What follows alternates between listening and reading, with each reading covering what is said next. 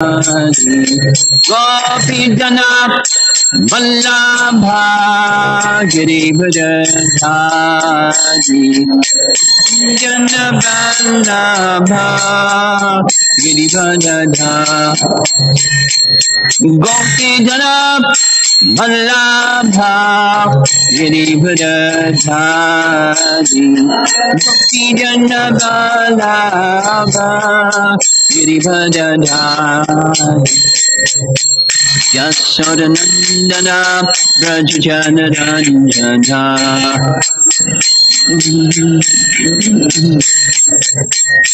Yashodanandana Brajajanaranjana Jamuna Tiravana Chadi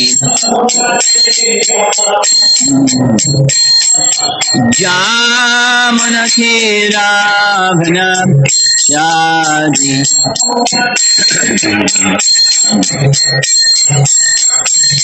Jaya Radha Madhava Kunja Bihari Jaya Radha Madhava Kunja Bihari Jaya Radha Madhava Kunja Bihari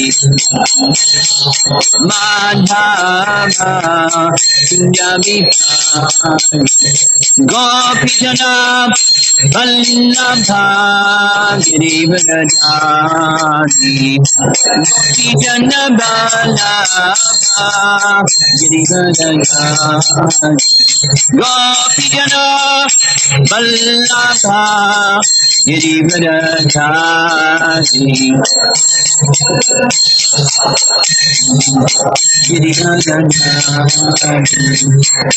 Jashodanandana Brajajanaranjana Jashodanandana Brajajanaranjana Javana Tiravana Chadi Jamana Tiravana Chadi Jaya Kunja Bihari Madhava Kunja Bihari Jayom Vishnupad Paramahamsa Harivedikacharya Ashtatarasatasi Srimad His Divine Grace A.C. Bhaktivedanta Swami Srila Prabhupada Ki Gaur Premanandi.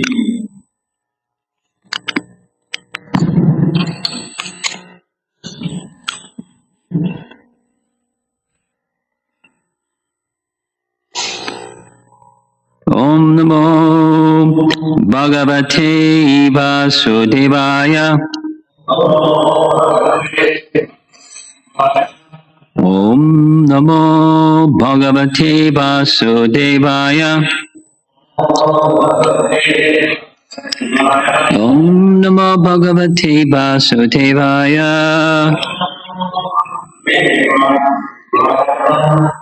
This morning we'll chant together text 2, Canto 10, Chapter 40, and then we'll go on to 3 because there's no purport here. Bhustayam Agni Pravanam Kam Adir Mahan Ajadir Mana Indriyani Sarvindriyartha Vibhutascha Sarve Yehe Tabaste Jagaton Gabhotam Bhustayam Agni Pravanam Kam Adir Mahan Ajadir Mana Indriyani Sarvendriyartha vibhutascha sarve Yehe tavaste jagatonga bhota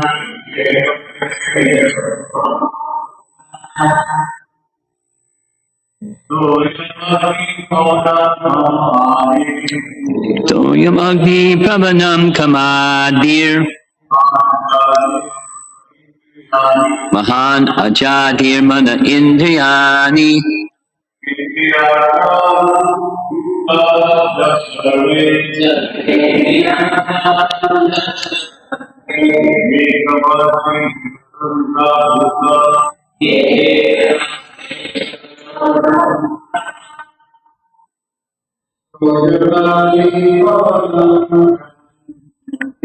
Bhotoyam agni pavanam kamadir Mahan ajadir mana indriyani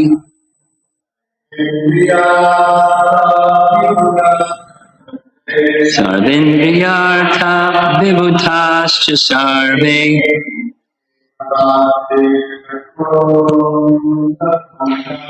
Yadhetavastu jagatonga bhotaha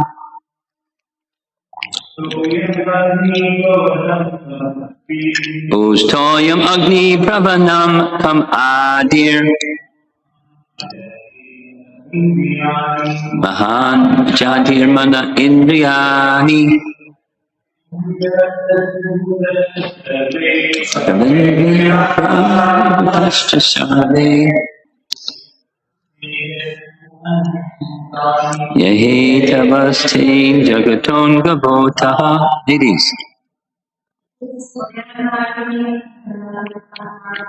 Bhotoyam agni pravanam kam adir Mahan ajatir mana indriyani Sarvendriyartha vibhutascha sarve Ye etavaste jagatonga bhotaha Ustoyam agni pravanam kam adir Mahan ajadir mana indriyani Sarindriyartha vibhutascha sarve Yehe tavaste jagatonga bhotaha Bhustoyam agni pravanam kam adir Mahan ajadir mana indriyani Sarvendriyartha vibhutascha sarve Yehe tavaste jagatonga bhotaha Bho earth Toyam water Agnihi fire Pavanam air ether Adihi and its source false ego Mahan the Mahatattva Aja the total material nature Adihi her source the Supreme Lord Manaha the mind Indriyani the senses Sarva Indriya of all the senses Artha the objects Vibhuddha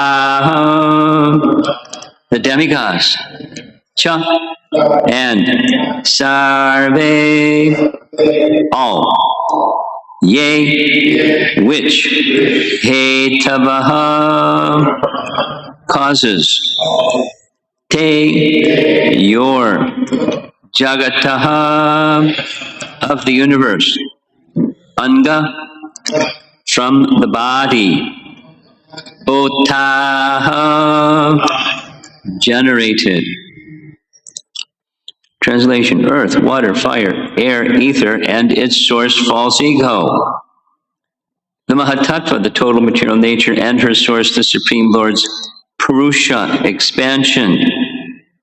The senses, the sense objects, and the senses presiding deities. All these causes of the cosmic manifestation are born from your transcendental body. No purport. Text 3. The total material nature and these other elements of creation certainly cannot know you as you are, for they are manifested in the realm of dull matter. Since you are beyond the modes of nature, even Lord Brahma, who is bound up by these modes, does not know your true identity. Purport. God is transcendental to material nature, and thus we also transcend the limited consciousness of material existence. We cannot know Him.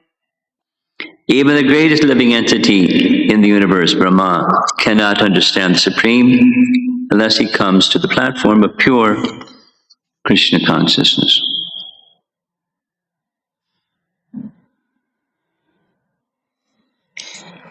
The one reading of this is, Akrura knows more than Brahma knows.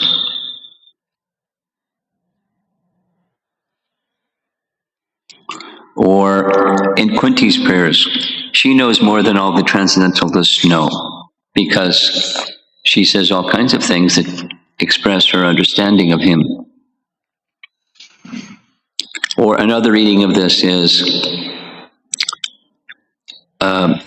Akrura is also bewildered, understanding, as Brahma does, in principle, Krishna is the source of everything. Brahma certainly knows that. And Akrura certainly is expressing he knows that. Then comes the distinction between knowing something and realizing something. When I first read this verse, I was thinking, what would it be like to be seeing Krishna face to face, knowing that he's the source of everything, from his specifically, from his body, anga, in the word for this morning. Anga bhutaha, the last phrase at this verse that's on the board. From the body, all this is generated. So you're Akrura, or somebody, Queen Kunti, or somebody, with transcendental knowledge of Krishna, and you're looking at Krishna and you know that he's the source of everything. What would that be like?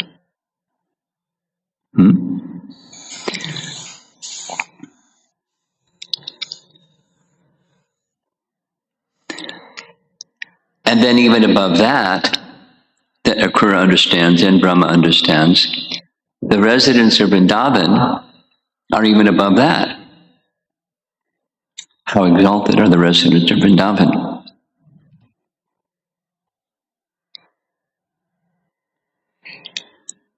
One thing is inconceivable, and beyond that is more inconceivable. Shukadeva Goswami states the same. The celebrated verse where Shukadeva Goswami, after describing in chapter 12 of Canto 10, he's describing what happens after the cowherd boys leave Vrindavan and go to the forest, and what their activities are. And essentially, they're just playing like little boys who play. But the person who they're playing with is this person who is the source of everything. And so Shukadeva Goswami says, Krita Punya Punja, who can say, what is the qualification of these cowherd boys? And then he lists the different people who have a different kind of regard for Krishna. And there are those who aspire for Brahmasukha. Brahmasukha is Sukha means happiness. The happiness of Brahman realization. Sukhanubritya. They're absorbed, or trying to be at least absorbed in the happiness of Brahman. That is, beyond matter, as this purport, the short purport, beyond matter, beyond material existence. Beyond material existence means nirvana. So they're beyond nirvana, and they're beyond material existence, and they're beyond nirvana. They're searching for, because nirvana is just negation, and they're searching for beyond negation. They're searching for Brahman happiness. Or, Sukadeva Goswami says, those who are Krishna's servants, dasya. They're serving him in the mood of, he's Hari, so they're Hari Dasyas, servants of Hari, and they worship him. Now that's kind of like what Akrura is doing. He's worshiping Krishna. And then the third example is those who are materialists, who just think of Krishna as an ordinary person, or more offensive, he's fiction, or something else. But these cowherd boys, so the residents of Vrindavan, they have such, they're beyond knowing who Krishna is. But they're not in La La Land. They're not in covered by illusion, by Mahamaya. They're under the influence of Yoga Maya, such that when Krishna shows his divinity, they think differently. Because their love is so strong, their mood of intimacy is so strong. How exalted. So that's part of our picture, for particularly the followers of Chaitanya Mahaprabhu. But one can say it's within the pages of the Bhagavatam. It's within the pages of the Bhagavatam. But not everybody gets it.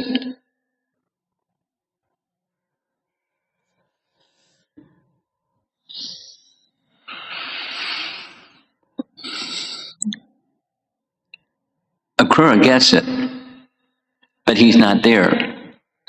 Something like maybe a learned Vaishnav might get it, but they're not there. I was thinking this morning of there are two amongst in our sampradaya is Lord Brahma Madhva Gaudiya Sampradaya. And amongst the Gaudiya means Lord Chaitanya. He appeared in Gauda Desh, and he's a Gaudiya Sampradaya. Followers of Lord Chaitanya understand this about Krishna and the basis of Krishna's tu Bhagavan Swayam, and that original form of Krishna, his most intimate feature is in Vrindavan.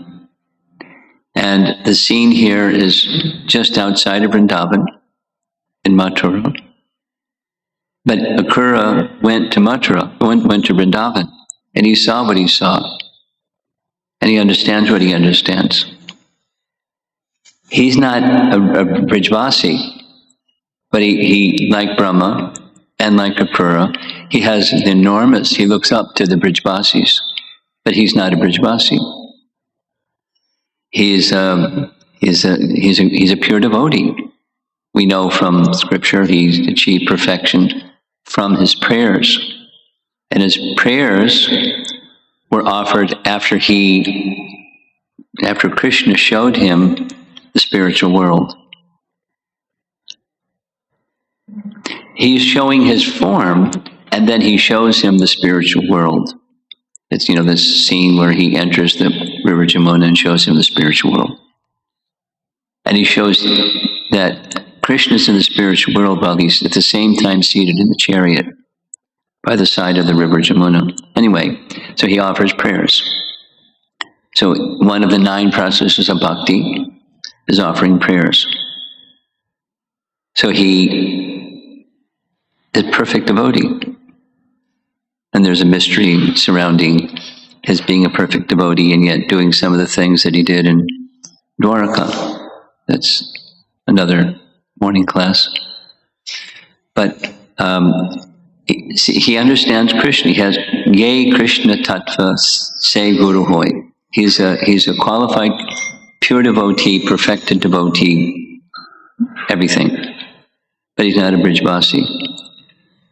There are others that are like that. So there's another Sampradaya, the Sri Sampradaya. And the Sri Sampradaya comes from goddess of fortune Lakshmi. And then there are followers of the goddess of fortune Lakshmi who understand that Narayana is the Supreme Lord and that Krishna is an avatar of Narayana. That's their view. Based on scripture, they have their references that say like this. And then the teachings, that's the foundational Narayana Tattva. And the teachings of the Sri Sampradaya were assembled by Ramanujacharya. They were understood by Jamunacharya and then not through giving instructions to Ramanujacharya because there was no physical interaction between the two, but he empowered him. And so you can say Jamunacharya, but Ramanujacharya wrote it down, the teachings, and the teachings are based upon the teachings of the Alvars. Alvars are very exalted persons who wrote various sayings or teachings or prayers to Narayana, and they're assembled in the standard, those that are very involved, Sri Vaishnavas. They study, they worship, they remember, they recite the prayers of the Alvars. And 2 of the Alvars, Andal is one of the ladies amongst the Alvars, and Nam Alvar, part of their prayers are in the mood of gopis. At the same time that their mood of devotion to Narayana is in the mood of the gopis, their view is that Narayana is everything and Krishna is an avatar, and they were absorbed in the mood of the Alvars, excuse me, of the gopis. Their prayers are like that. Much like we hear one of the Alvars, Prabhupada was very much like King Kulashekar. Prayers of King Kulashekar. Prabhupada recited them. They're quoted in Bhagavad Gita purports, and he's one of the Alvars, and he was a Ram Bhakta. And he wasn't just, he wasn't an ordinary Ram Bhakta. He was absorbed in the mood. So as he was hearing a recitation of Ramayana, in the mood that he was participating in the pastime, when he heard that Sita was kidnapped and taken by Ravana to Lanka, he grabbed his sword and led his army, rushing as fast as he could go, to cross the sea to get to Lanka with his sword raised in the air. And he got immersed in the sea up to his shoulders. And then, but he's in this transcendental ecstatic mood. There are persons that have that quality, that qualification. And he was somehow, brought back to the land and said, it's going to be all right. Ram's going to rescue Sita. He should redeem her, not you, not Hanuman, but Ram should redeem her. So he came back. Just like when Hanuman wanted to take Sita, he became really big. He was really small, so he wouldn't be seen. Let me take you. She said, you're a little monkey. How? So he made himself really big. Said, you can get on my shoulders. And she gave XYZ reasons why that's not a good idea. If you're flying through the air, I might fall off. Then what's going to happen? Or while you're flying away, they might fire arrows, and then you'll have to defend against, I might get hit with the arrows. So that's not a good idea. Besides, Ram should redeem me, not you. So this messenger said, like Hanuman, you're not to redeem Sita. Ram is to redeem. So come on back. He was in another. So these Alvars that were in the mood of the gopis, they were in the mood of the gopis. They weren't just writing poetry. They were in the mood of the gopis, with the understanding that Krishna is an avatar, Narayana.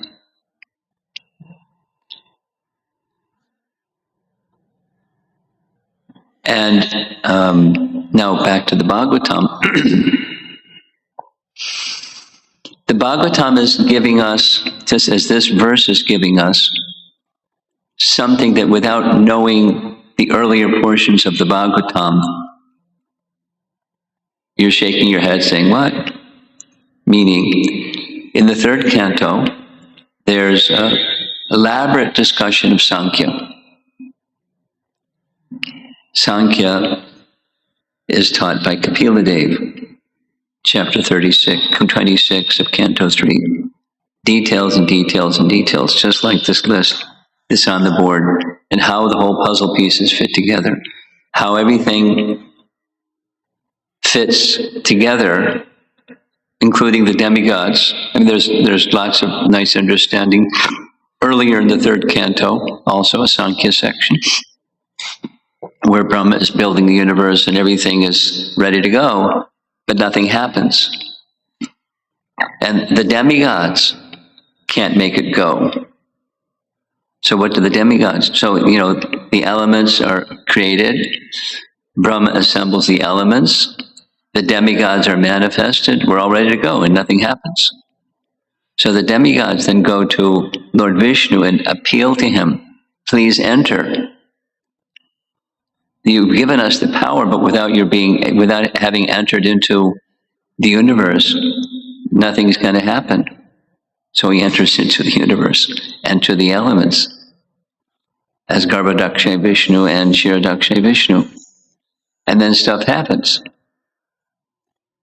So everything is dependent upon Vishnu. And manifesting the elements, assembling the elements, manifesting the demigods, all of this is in this verse, number 2. And then on your mark it said, go. But no, there's no go without Vishnu. So Akrura, he understands Sankhya. And he understands the source. And he understands that others don't understand. I mean, he's including himself.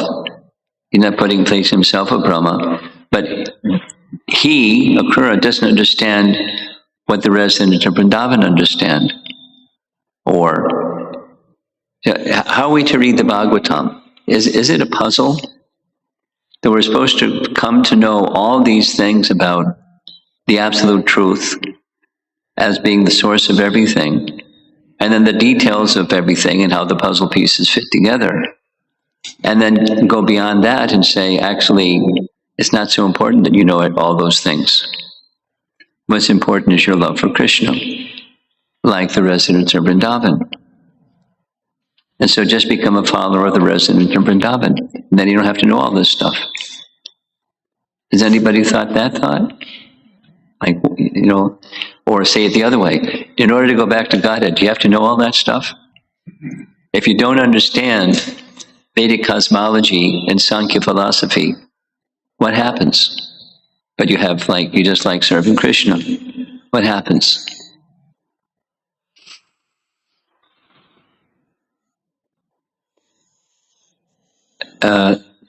Bhakti rests or is augmented by it's imperative. It's imperative to have proper sambandh again. Supposing somebody likes chanting. But supposing that somebody that likes chanting doesn't have proper sambandh again. They don't know the background to what's on the board here. The elements and they emanate from Krishna's body. Now, emanate from Krishna's body means Krishna expands himself, and from those Mahapurusha, the elements come and so forth. So, but you can say directly, they come from the Mahatattva, and the Mahatattva comes from Pradhan. Pradhan comes from the energy of Mahavishnu. Mahavishnu comes from, you just keep tracing back, and Krishna is the source. He's the cause of all causes.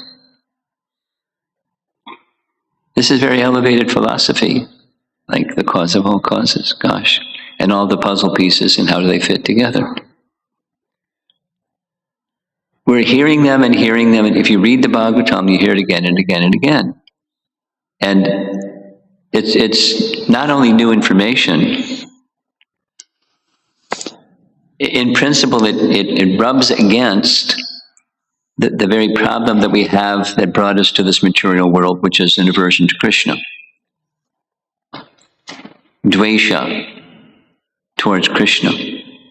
Dvesha means like disdain, dislike, animosity, negative feelings toward Krishna. It rubbed against that. Krishna is the source of everything. And then there's lots of other options besides accepting Krishna is the source of everything. But Krishna is the source of everything. And so we hear it again and again. This sambandh again. Then somebody may have an inquisitive mind and say, well, how does it fit?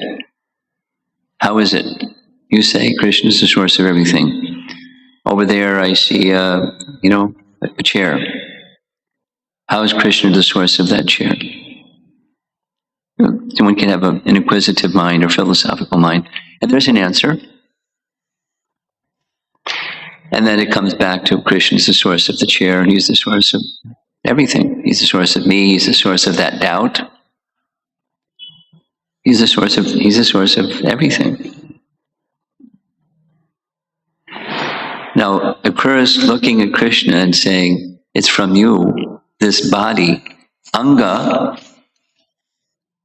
bhutaha, that all these things come. And then comes these things don't know you because they're within this realm. This is text 3 now. They're within the realm of inert matter, dull matter. And the demigods, they're not in the realm of dull matter. They're also their soul, but they're influenced by dull matter or the modes of nature and their karma for wanting to be a demigod. So they can't know, and even it goes way up, even Brahma. Now Brahma knows, but he doesn't know fully. I mean, he can say if he doesn't know fully, and he's the head of our sampradaya, so where are we? I mean, we want someone that knows. So he knows what he needs to know to build the universe. That's what he knows, and that's a lot. It's the most intelligent being in the universe. But that intelligence is not sufficient. It's bhakti, and with bhakti comes intelligence. Tadami buddhi yogam tam yena mam upiyanti te. Brahma's aspiration in his prayers, and it's in Canto 10, Chapter 14, his aspiration is, wow. Because he came to Vrindavan, and he saw what he saw. And he saw the opulence of Krishna, and he saw the intimacy of the residents of Vrindavan. And I want their association. This most intelligent person in the universe that Akrura is looking up to wants the association of the residents of Vrindavan. because he's seen how elevated they are. And their elevation is not in terms of what they know. Their elevation is in terms of, and Brahma knows, but their elevation is in terms of their intimacy with Krishna. And the intimacy with Krishna is not easily achieved.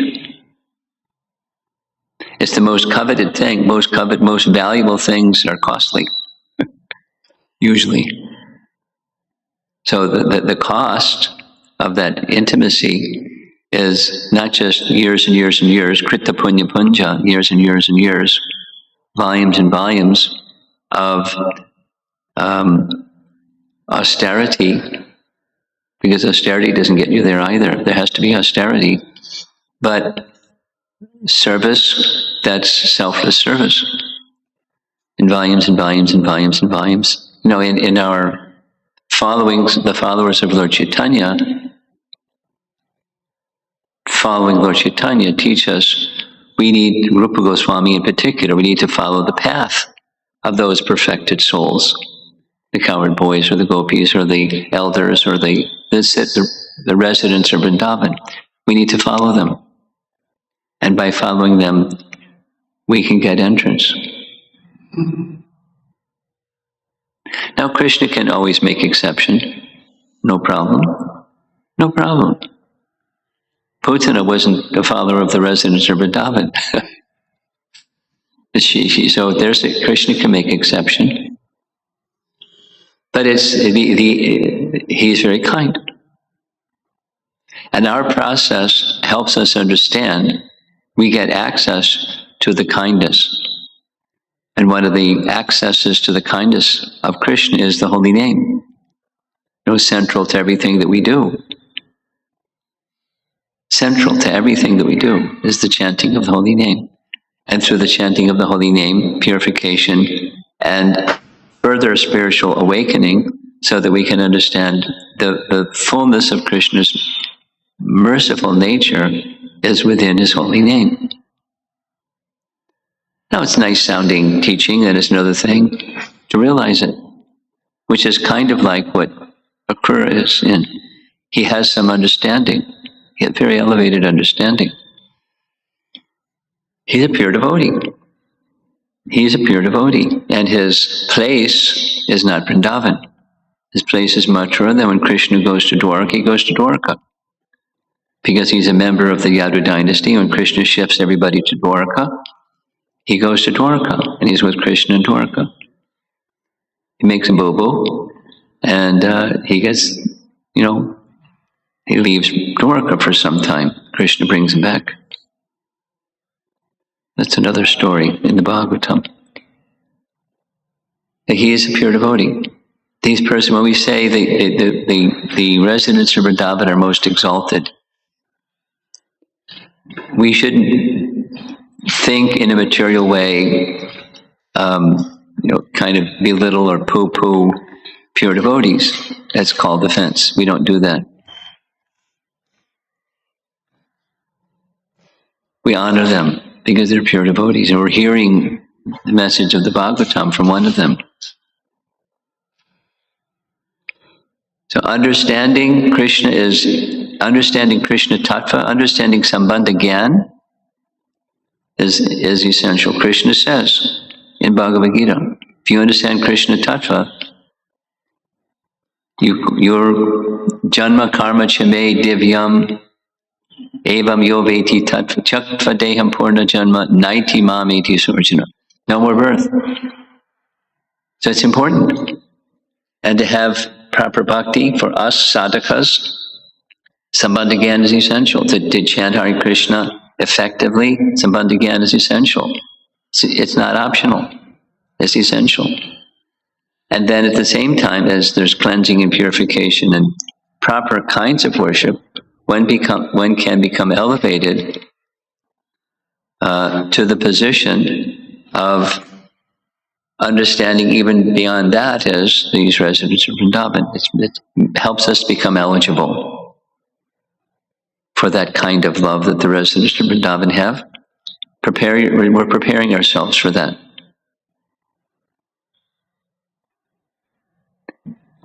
Hearing from Kura. Okay, let's see if there's some discussion. Yes, Samal?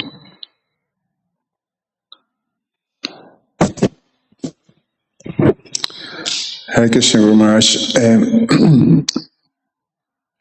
The question of understanding the actions of pure devotees, and specifically here of Akrura, we hear in the previous chapter that although you explained that he not only understands, everything, but he was able to witness, the Vridyavasis.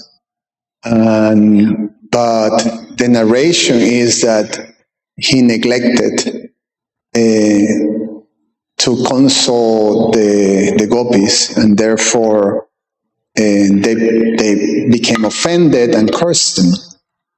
He didn't neglect. He didn't neglect. He was following Krishna. But go ahead. Yeah, well... He made an offense, but it wasn't... It was part of a Krishna Leela offense. Yes. He did what he did because that's part of Krishna's Leela. Somebody's bringing him to... So he has that instrument of Krishna's Leela. The gopis didn't like it. You'll have to experience separation. They didn't say you're going to have to do bad stuff. They said, you're going to have to experience separation from Krishna like we're experiencing. That's all. So he did, in a way that flowed according to Krishna's Leela. Because somebody else made a big offense. Satyabhama's father. So he was just part of that. And other purposes that Krishna was fulfilling.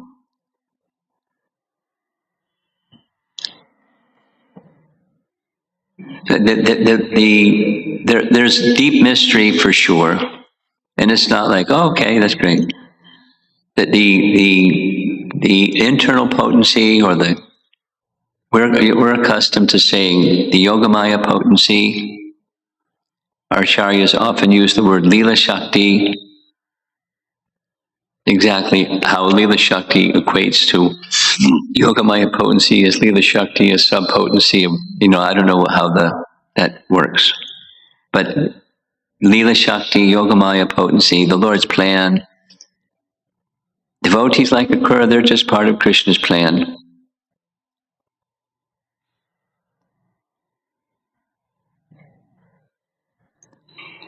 He could apologize to Krishna for taking him out of Vrindavan. I know how much love you have for the resident of Vrindavan. And here I brought you to Kamsa. And I knew Kamsa's plan was to kill you. But I also knew that you can't be killed. Kamsa will be killed. And that's part of your plan. So please forgive me for bringing you, how can you, anyway, it's part of the mystery.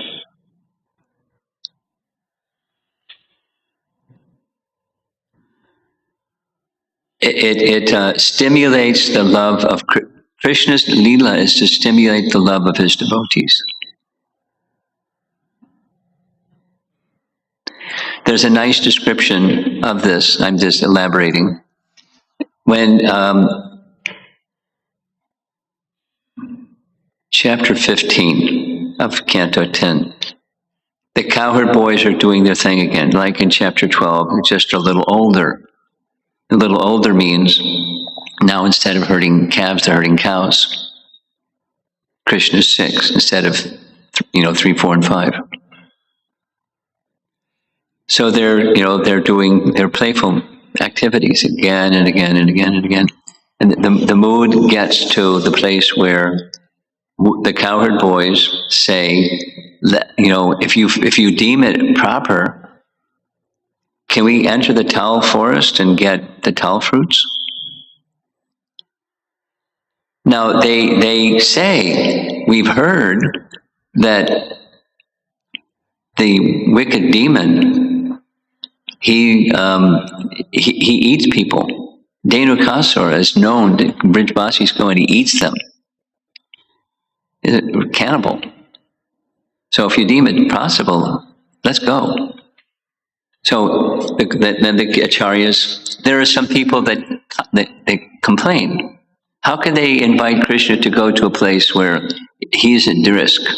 How is that friendship? How is that love? You don't invite a friend to go to some dangerous place. Hey, let's go to Afghanistan.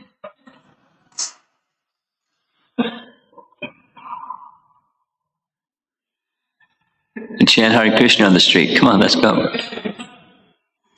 You don't do that in friendship. So the explanation is given because they knew how powerful, they've seen it. Krishna is all powerful. Commentators go on to say the cowherd boys are as powerful as Krishna is because they're empowered by Krishna. And anyway, in Gopal Champu, he lets them have it. The cowherd boys hit Dhenuka with sticks and kick him and punch him and throw him around. And they're powerful too, but they want to see Krishna do it. Anyway, so it's a mystery for those that don't have bhakti. And for those that have bhakti, pure devotees do what Krishna wants. And Akrura is a pure devotee. And he does what Krishna wants, including, taking an insult from the gopis. Not an insult, a curse. So then he's also separated. And the bad stuff that did, it's not like it's okay because he's a pure devotee. He can do bad stuff. He can kill Krishna's father-in-law, no problem, because he's a pure devotee. And Krishna didn't tell him like he told Arjuna.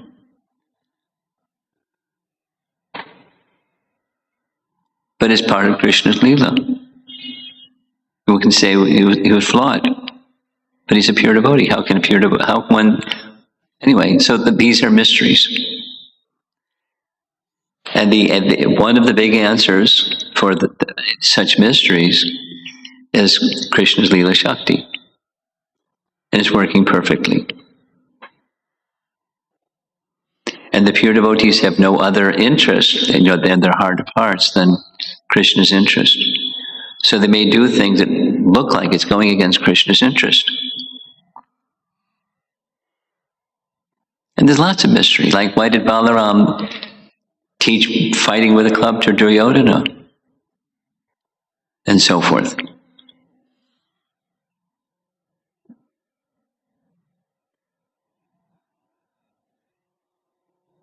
There's mystery. And Akrura is part of the mystery. He's a pure devotee. And he's moving on Krishna's chessboard for his pastimes, stimulating the love of the devotees in various ways, including Akrura. When Akrura is separated from Krishna, how was he feeling? Because he has no interest but Krishna. So it was to enhance his loving attraction for Krishna when he brought back, "Oh, Krishna, you're so kind." Krishna didn't scold him for killing Satyajit. He just said, show the Shamataka jewel, please. Okay, now you continue worshipping it. I mean, before it was give the jewel to Ugrasena, now it's you continue worshipping it. Because the main thing, even with Satyajit, was to relieve him from pride. Because he was so proud of his wealth. But he didn't say to Akrura, give the jewel to Ugrasena. You worship.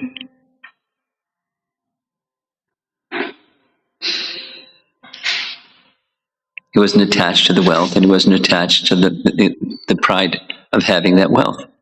He was attached to Krishna. So there's a lot of mystery. And mundane logic measuring sticks don't work. Akrura is one of those puzzles. Someone else?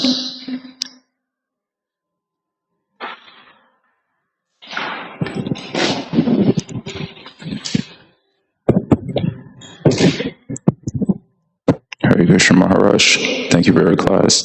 You were saying we have to have some proper sambandha again if we want to chant properly. Yeah. So my question is that sometimes devotees may be put in a catch-22 situation where somebody may ask us, do you have proper sambandha gyan? And if we say yes, that may be consider us proud. And if we say no, then what am I talking to you for? So what should our response be to such questions? Because we, it's kind of catch-22. I heard something in a interview, a podcast with Satchidananda Swami that I had never heard before. I'll just share with you, because you like nectar. So, who is the carrier of Bhakti Devi? We know the carrier of Lord Shiva, Lord Brahma, and Ganga Devi, and this one and that one. Who is the carrier of Bhakti Devi? And the answer is the humility within the heart of the devotee is the carrier of Bhakti Devi. Bhakti Devi goes wherever that humility goes. Or humility goes where Bhakti Devi wants the humility in the heart of the devotee to go. Nice, huh? So the answer should be an answer of humility. At least in principle, resting upon humility. Now you may say your response should be coming from a platform of a position of humility when there's genuine bhakti. Then you can say all kinds of different things.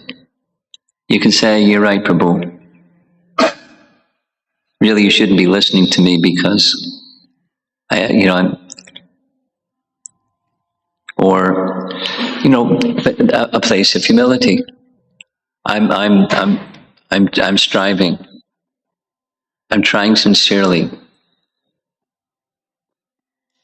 Or you can say, I'm just repeating the words as I've understood it, as I can recall them and understood it from a pure devotee. I'm just a postal peon. And it can be different answers, but resting upon a heart that has humility within it. That's how you can respond. And then whatever is appropriate or whatever moves you at the moment, let it arise from a place of humility, spiritual kind, not the material kind.